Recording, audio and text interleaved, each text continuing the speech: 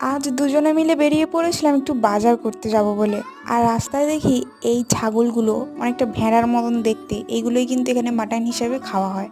আর এই বাচ্চাটাকে দেখলে না খুব কিউট ছিল, ভিডিও না করে আর পারলাম না। তারপর দেখি এই গাড়ি করে আলু পেঁয়াজ বিক্রি করছে অনেক সস্তায়, কিন্তু একটাও পচা নেই, তাই নিয়েই নিলাম। আর তারপরে গেছিলাম একটু ডিমার্টে অনেক কিছু কেনাকাটা করলাম, কিন্তু ভিডিও করিনি, তার কারণ এখানে ভিডিও করা অ্যালাউ নেই, তাই বেরিয়েই ভিডিও করলাম। একটা ওয়েফার্স কিনেছিলাম, প্রচণ্ড খিদে পাচ্ছিল দেখে রাস্তায় দাঁড়িয়েই খেয়ে নিলাম। আর তারপরেই চলে গেছিলাম একটা উলু বুক করতে, কারণ আমাদের দুটো ব্যাগ ছিল আর এত জিনিসপত্র ছিল, আমরা হাতে ধরে এতটা রাস্তা নিয়ে যেতে পারবো না।